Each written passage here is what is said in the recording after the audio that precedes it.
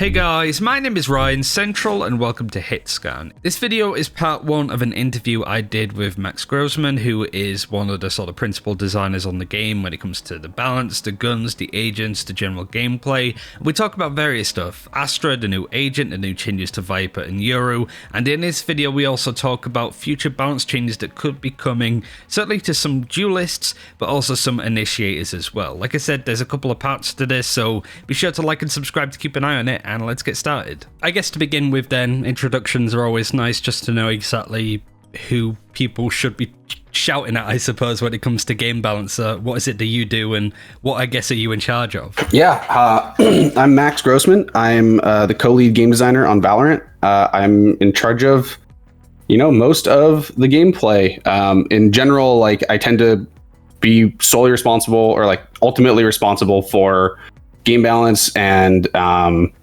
just kind of the organization of the design team. We have a big team of designers here that are actually working on these changes and trying to find the right things for us to be doing, but I'm kind of accountable for all that work. Has your idea of Viper's identity changed since Astra's addition? I don't know how long you guys have been playing with Astra and how long she's been part of the fabric of the game, but I do feel that when you have Omen and Brimstone competing with Viper for a spot, things were getting better for Viper, right? We saw her a little bit more in First Strike, on Icebox she's used a bit, but I can't help but think with Astra, her and Omen are going to be duking out for the most part with pick rate, and Viper yet again is going to lose like a chunk of the ground that she's made. So with her addition, how are you seeing Viper going forward? Because I guess it can be quite easy to adjust the agent to be a bit more well-rounded, I suppose, to be able to play on every map. But I quite like, and I think a lot of people like, the Viper is a niche pick. So I wondered with Astra's addition, if your idea on where Viper should be has changed at all, or do you see her as a niche pick? Yeah, I think that's a great question. I think in general, we think of her as a little bit more of a niche pick. I think a huge component of this is our current map pool. I think what Viper brings to the table, she has a bunch of really powerful tools that do very specific jobs.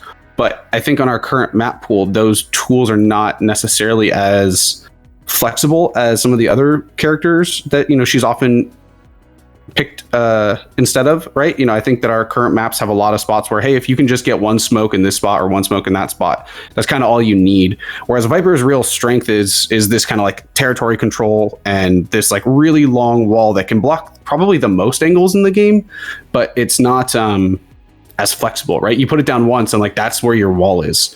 I think a lot of our maps, the way they play out, that just is not as critical. I think our hope is that, as time goes on and the map pool expands, you'll start seeing people pick different agents based on the maps. And I think we've already seen that a little bit with Icebox. I think as we come out with more and more maps, every subsequent map's always going to be, we're trying to make them reasonably different and ask players to solve different challenges. And so hopefully a character like Viper, the unique set of tools that she brings is something that is very viable on some of those maps. I think on Icebox, we've seen that already. There's teams that are pretty much only running Viper on Icebox. And that's something that personally, we're very happy to see something like that. It's like, hey, this map asks a different type of challenge of players with a different set of geometry, different type of mid, different type of bomb sites. Maybe these other agents are actually far more effective when they need to conquer this type of space. So yeah, I think that with regards to Astra and like how Viper fits in, I think that we haven't really changed how we've thought about Viper. I think if anything, we've doubled down on the core concept of her. When we were kind of a few months back, we were saying to ourselves, how do we change Viper? How do we give her a little bit more power, make her feel a little bit more reliable? Some of the stuff we explored was a little bit more in the camp of, a lot of our current picks like Brimstone and Omen are very flexible. They can move their stuff very far around. Like Omen's got recharging smokes. He can put them wherever he needs at any time. It's like, well, yeah, that is the unique value that those agents are bringing, right? Is that they have a little bit more flexibility, but they don't have as much overall smoke. So that was kind of the angle we took. It's like, well, actually Viper's supposed to be this, like, I don't get to move my stuff a ton, but it's very powerful when I put it there. So how do we focus on that concept? I think with the amount of agents that we get a year and stuff, and how many just new character archetypes are coming in, has it been tempting to make Viper, and I guess even by extent Yoru, more of a well-rounded pick? Because I do think of other games that have agents and heroes in them, and to begin with, they were very niche. You'd only play them on defense, for example, in Overwatch. Like, Torbjorn Bastion's a really good example of that, right? But over time, we saw Blizzard make them a little bit more well-rounded to play them anywhere and any time. It wasn't just you play them on defense, you can now try to play something like Bastion anywhere. Is that kind of tempted to do with something like Viper, or are you kind of willing to accept that she is only going to get played a small percentage of the time in comparison to Omen or even Astra now? And Yoru is the same sort of thing, right? There's so many other duelists that do so much more. Are you content with Yoru almost having the smaller slice of that pick rate pie? Yeah, I think that's a great question. I mean, in general, I think that the question of, is it tempting to? Absolutely. You know, I think that we always want to see our characters played as much as possible. And we really want them to succeed in general, because we think it makes the game feel fun and exciting. There's new agents. You're kind of fighting against different challenges every game. It's more interesting to see Viper being played 10% of the time than Omen being played 100% of the time, if that makes sense. At least from my perspective. Yeah, absolutely. No, you're 100% right. And that's kind of what we are trying to focus on as well when we think about, not to totally derail, but when we think about balance, especially at the professional level, you know, we look more at those types of metrics around like, hey, teams are only picking this or they're only picking that. We don't really care so much about win rate, just about presence of an agent, because that indicates that they're bringing something unique or something that's so powerful that it can't be replaced a lot of the time. But yeah, that's not the ideal state of the game in our opinion. We want the game to feel a lot more varied than that. But I think that what that means is that those agents actually have to be bringing value on those other maps, right? And I think that's kind of where we've maybe run into more challenges, is that the variety in our maps so far has not been enough for some of these agents to breathe in the same way. I think, you know, internally, I can't, without spoiling too much, I think we're going to see a bit of a shift with that over the next, 6 to 12 months as we release new maps. More maps like Icebox then, confirmed. I'm sure. Not really like Icebox, but they're just different, I think is the best way to put it. You know, it's we're trying, one of the fundamentals of our game is that we want our maps to ask unique challenges of players, right? I think when Ascent came out, when Split came out, when Icebox came out, all those maps have a pretty unique set of challenges that we want players to try to solve. And that's generally our approach, right? Is we want these maps to feel unique. So you have to reassess how you think about the characters and how they fit into the map. Not so much that we're getting more maps like Icebox in the future, but you feel personally, with the maps coming into the game into the future, those niche picks like Viper and Yoru are only going to get better. That's certainly our hope, yeah. We can never be 100% certain on it, but that's definitely our hope, is that agents are, there's other agents too that don't see as much play. I think you don't see a ton of Sky right now. You don't see a ton of Breach. In pro play, it's a little bit different. There's certain maps where those characters, or especially Breach, is picked like on Split all the time. And obviously it also varies by region pretty heavily.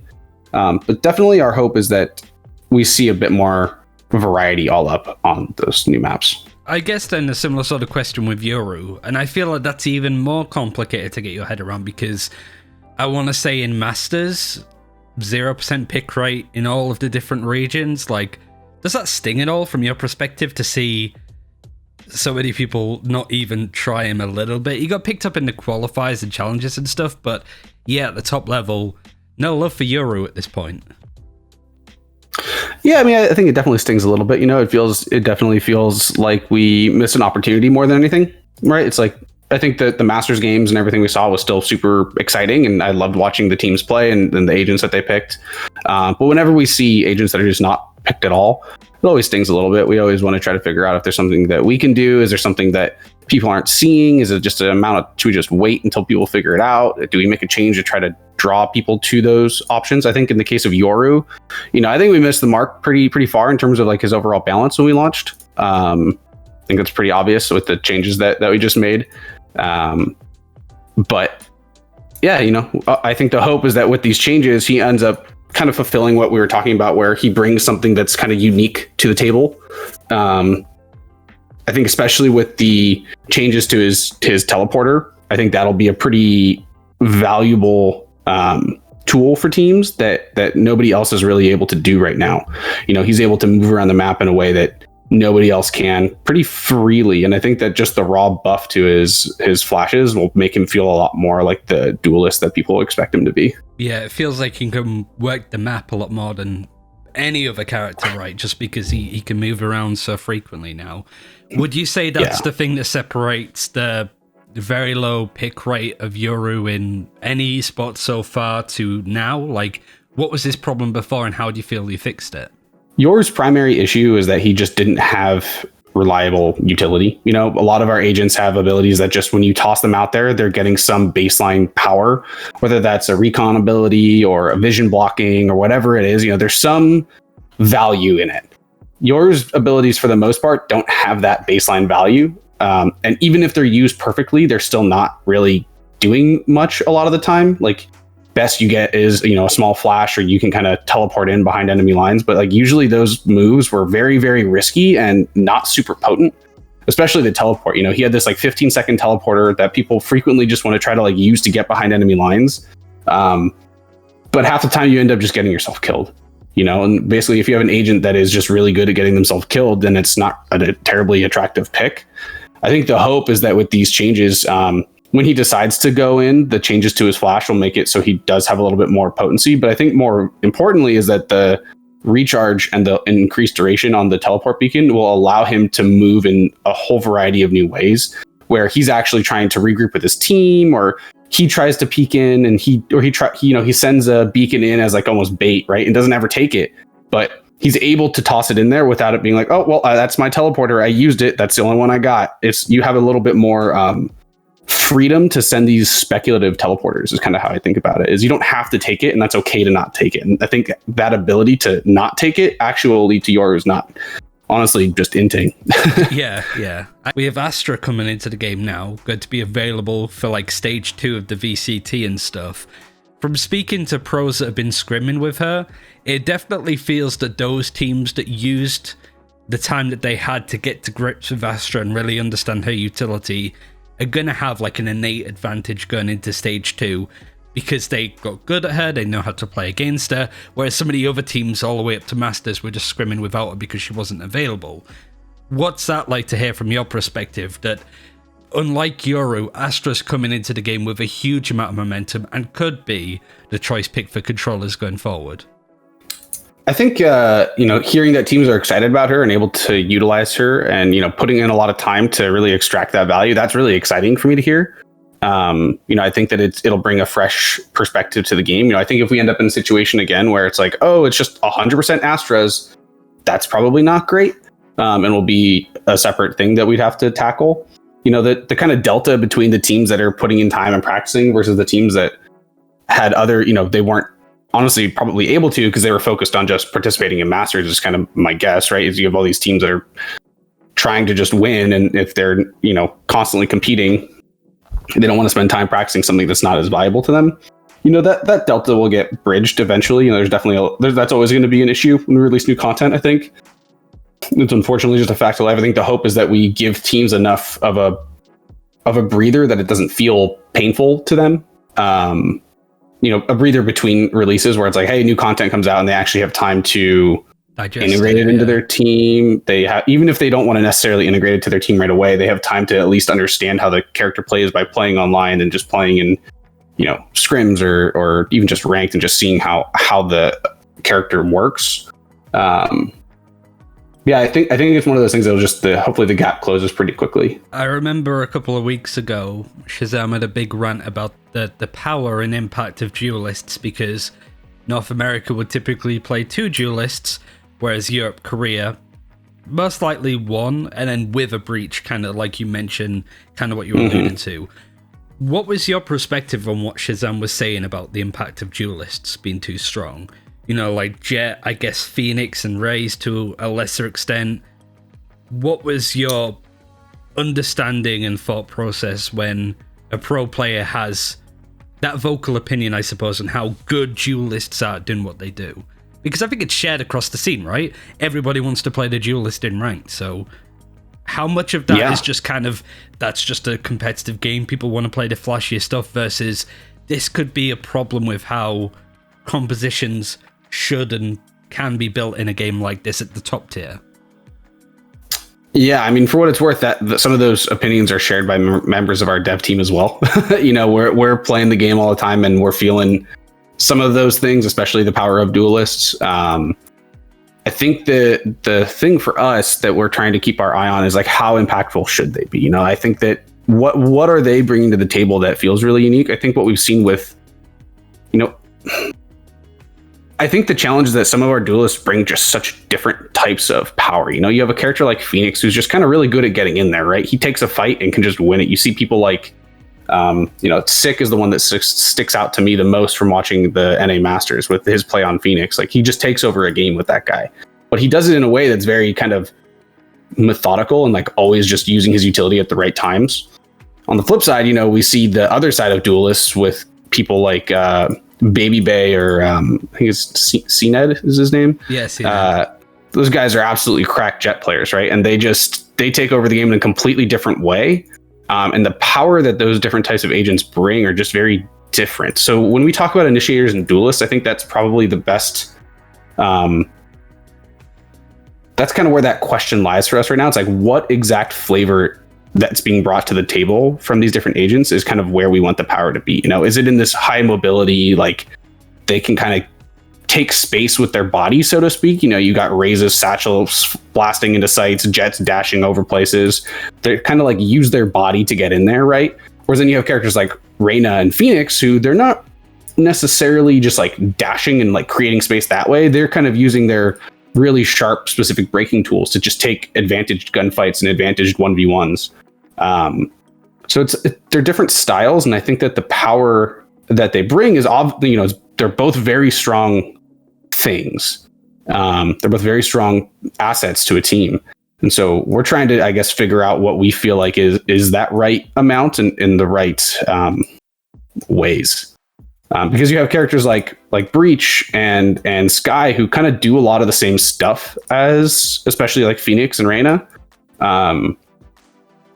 And where does that line kind of exist? Like how many flashes, how strong a flash is, like how much territory can they really get with these tools, and how do we balance around those ideas? It's kind of all the stuff that we're currently thinking about, trying to like, what is the right amount? I don't think we have a super clear idea. We've got a bunch of things we're trying internally, but we're definitely working towards trying to get something better there. But I guess that's the problem, right? Because duelists are meant to be able to set themselves up for a frag. Yet we even saw it that Breach before can now flash and get his gun out a lot quicker. Are you sort of... I guess the question is, are you looking to buff initiators further? But again, that runs the risk of initiators kind of almost becoming diet duelists, I suppose, with like a Breach being able to set himself up. Yeah. But I guess, like, I know you don't want to go into detail because clearly it's still... on the drawing board, I suppose, on what you want to do, but is it, in short, looking to buff initiators or nerf some of the problematic duelists? It's probably a little bit of both, to be honest. But it's also... I don't think that the hope is that these characters either feel buffed or nerfed. I know that sounds like that's like the lamest answer ever, but it really is kind of where we're at. I think it's about trying to really sharpen the things that they're doing well. I think when it comes to Jet, and like we were saying, she does take space with her body. That's like where that power should be. Can we, really focus on that and like figure out ways to like improve that power? Not necessarily improve it. That's not actually true. But like focus on that part, right? Really like hone in where their power is supposed to be. Yeah, like take with one hand, give with the other kind of balance. Yeah, it's closer to that. It's closer to like changes is kind of where our heads are at right now than it is like full blown nerfs and buffs. Yeah, and that's, I think, where it's challenging. I think with certain agents, like with both Yoru and Viper, it was a lot, at least for us, it was a lot more clear cut of what we wanted to be doing. I think with the Initiator Duelist one, it is a little bit, it's not as clear. Because it's not just a raw power problem. It's kind of the things we're trying to address are kind of what they do almost like philosophically, as opposed to just like, this character's too strong right now, and we need to make him less strong, right? And that's it for this time. Thank you very much for watching. As I said, there is a second part coming where we talk a bit about the operator and also a little bit more about Jet and Raze in particular. So keep an eye out for that video. Thanks for watching, and we'll see you next time. Take care.